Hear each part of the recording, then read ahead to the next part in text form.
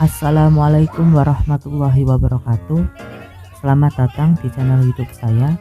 Saya ucapkan terima kasih banyak bagi para pemirsa yang sudah mau mengeklik dan menonton video ini.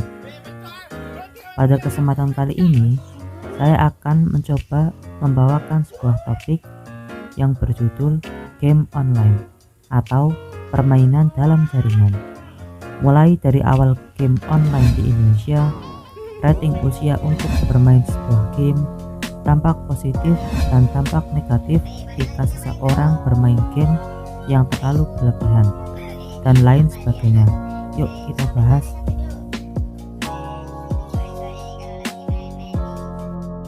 Bermain game dulu kerap dipandang sebelah mata dan dianggap hanya membuang waktu saja. Namun itu dulu.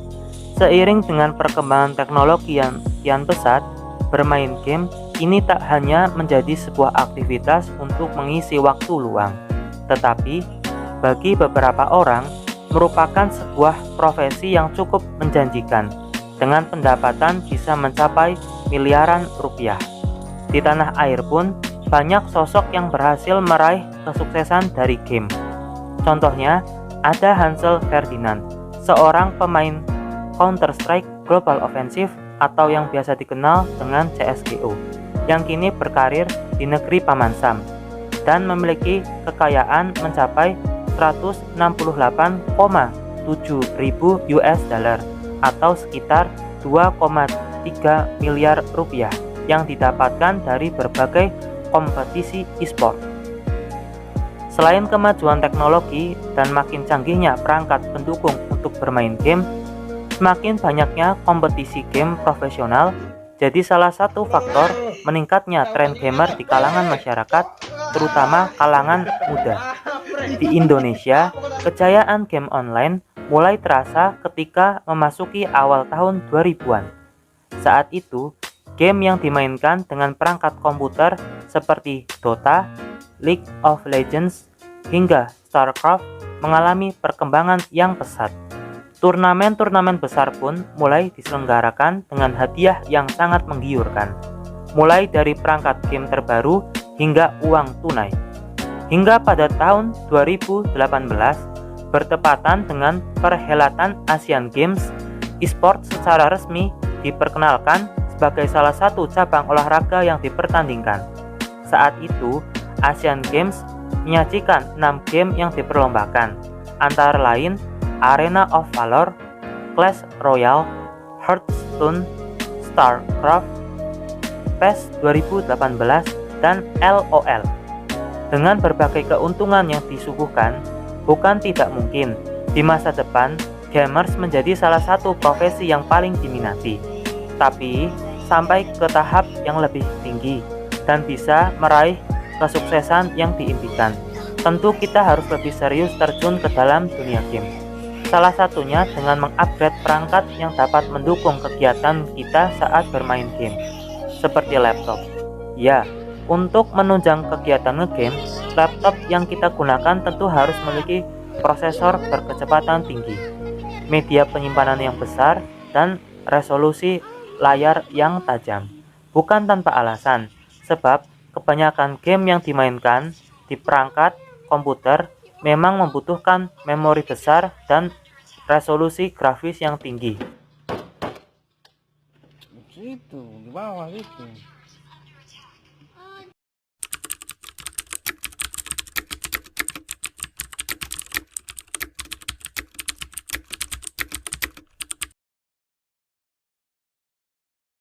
Rating games sepertinya tidak terlalu diperdulikan oleh para gamers. Padahal, klasifikasi tersebut sangat penting untuk batasan umur jika ingin memainkannya. Contoh kasusnya, kita ambil dari franchise game Grand Theft Auto atau GTA.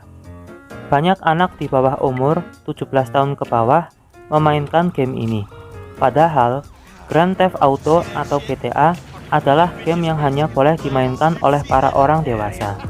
Jadi, para orang tua atau siapapun yang ingin memainkan game, ada baiknya mengetahui terlebih dahulu rating game tersebut. Dalam urusan rating, ada sistem rating bernama ESRB atau Entertainment Software Rating Board. ISRB menyediakan informasi dari sebuah video game, baik itu game konsol maupun game PC. Petunjuk rating dari ISRB biasanya terletak pada cover game yang terdiri dari simbol rating dan deskripsi rating.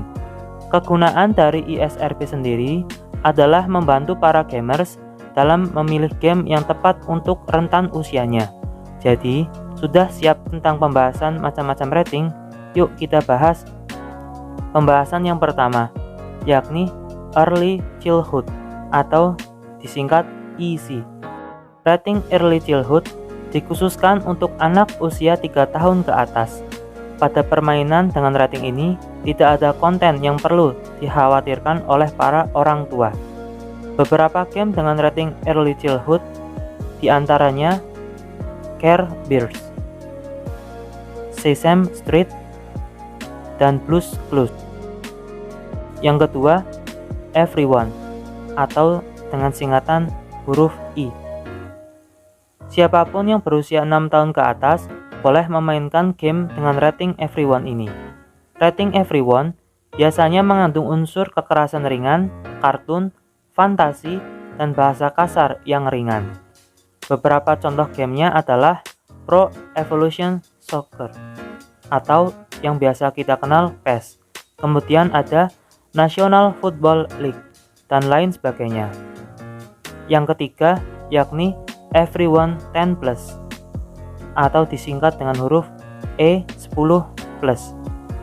Rating ini hampir sama dengan rating Everyone.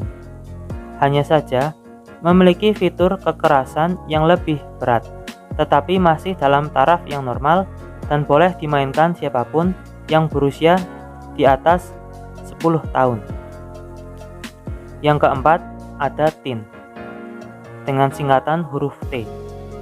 Pada rating Teen mulai sedikit hardcore karena game rating Teen memiliki beberapa unsur kekerasan, tema yang sugestif, humor-humor kasar, kemunculan darah ringan, dan bahasa yang kasar tapi tidak terlalu sering. Rating ini pun biasanya ada di game-game yang mengarah ke percintaan, perjuangan.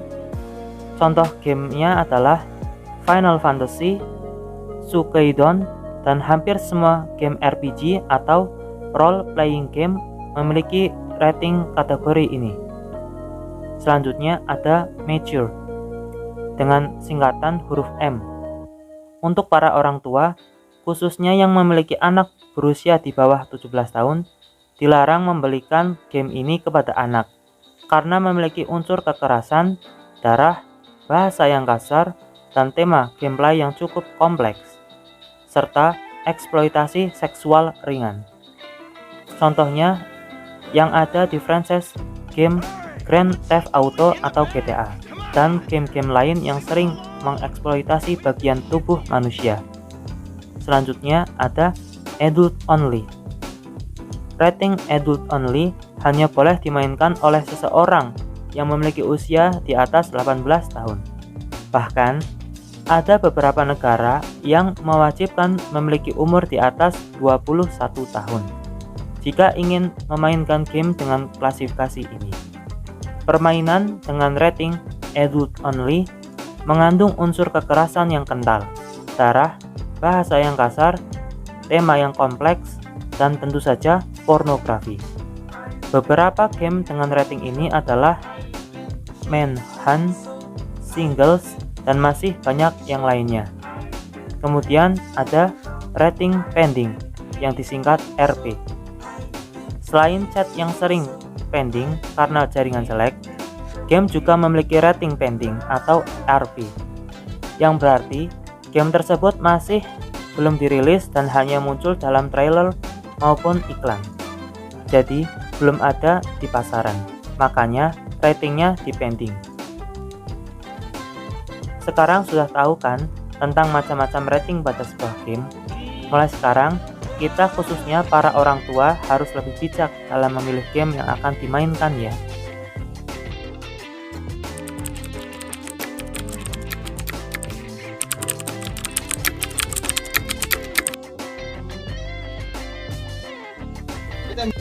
Semua tindakan yang dilakukan oleh seseorang pasti memiliki sisi positif dan sisi negatif, seperti halnya kegiatan bermain game online.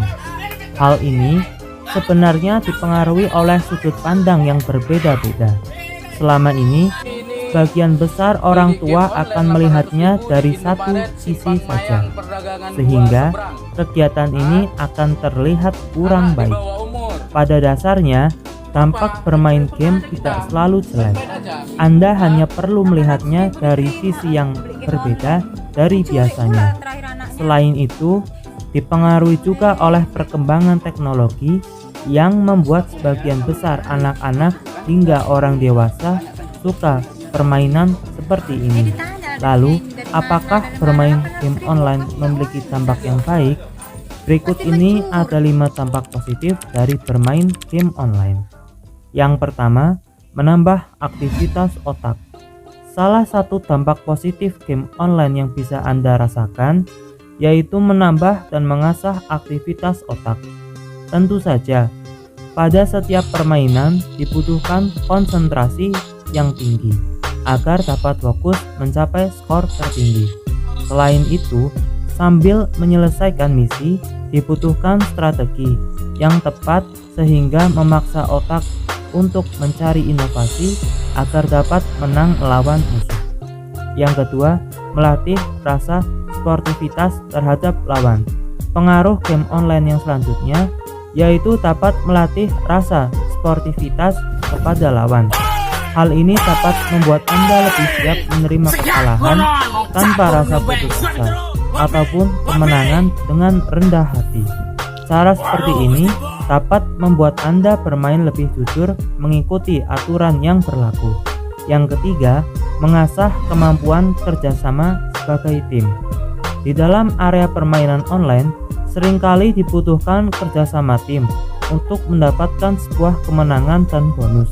Oleh karena itu, Anda pun akan dilatih agar terbiasa berkomunikasi yang aktif bersama tim untuk saling membantu dan mendukung. Komunikasi ini juga bisa dimanfaatkan untuk mengatur strategi antar pemain agar semakin kompak melawan musuh. Hal ini sangat penting supaya kemenangan lebih mudah diperoleh. Yang keempat, membiasakan diri dengan lebih dari satu aktivitas. Agar dapat mencapai kesuksesan dalam bermain game online, dibutuhkan keahlian yang baik. Oleh karena itu, Anda membutuhkan konsentrasi tinggi agar dapat melakukan hal tersebut. Kebiasaan tersebut dapat menghasilkan dampak positif game online, yaitu terbiasa melakukan lebih dari satu kegiatan secara bersamaan atau yang biasa dikenal dengan multitasking. Yang kelima, menghibur diri dengan aktivitas yang berbeda. Berbagai aktivitas yang kita hadapi memang seringkali menimbulkan rasa bosan. Perasaan seperti itu dapat mempengaruhi menurunnya kinerja seseorang, baik anak-anak di sekolah hingga orang dewasa yang sudah bekerja. Jadi, mulailah mencari aktivitas yang berbeda, seperti bermain game online untuk menghibur diri dan mengembalikan semangat. Itulah 5 dampak positif yang bisa Anda rasakan setelah bermain. Selain berdampak positif, ternyata game online memiliki pengaruh negatif. Berikut di antaranya. Yang pertama, perilaku agresif. Video game yang menampilkan kekerasan seperti membunuh, menembak, menendang, dan melukai orang untuk mencapai kemenangan dapat membuat pemainnya memiliki perilaku yang lebih agresif ketika berhadapan dengan kehidupan nyata. Kekerasan yang dilihatnya setiap hari dianggap menjadi hal yang biasa, yang memberikan kepuasan pada dirinya. Yang kedua, antisosial. Orang yang menghabiskan waktunya untuk bermain game tidak memiliki banyak kesempatan untuk bergaul dengan teman-teman seusianya, sehingga ia akan lebih suka menyendiri dan menjadi individu yang antisosial. Yang ketiga, berbicara kasar. Kata-kata kasar bisa diperoleh oleh pemain dari pemain game online yang lain yang tersebar di dunia maya. Kata-kata ini akan mudah masuk ke dalam otak dan ditiru oleh pemain yang menikmati game tersebut, seperti anjing lo, babi lo, bangsat lo, ngentot. Sama teman sekolah saya. Kali dijemput saya. Nggak datang. Depresi dan selalu cemas. Penelitian membuktikan bahwa anak atau orang yang kecanduan bermain game lebih mudah merasa depresi dan cemas dalam kehidupan sehari-hari. Dengan adanya pengaruh positif dan negatif video game untuk perkembangan karakter anak, orang, remaja sampai dewasa,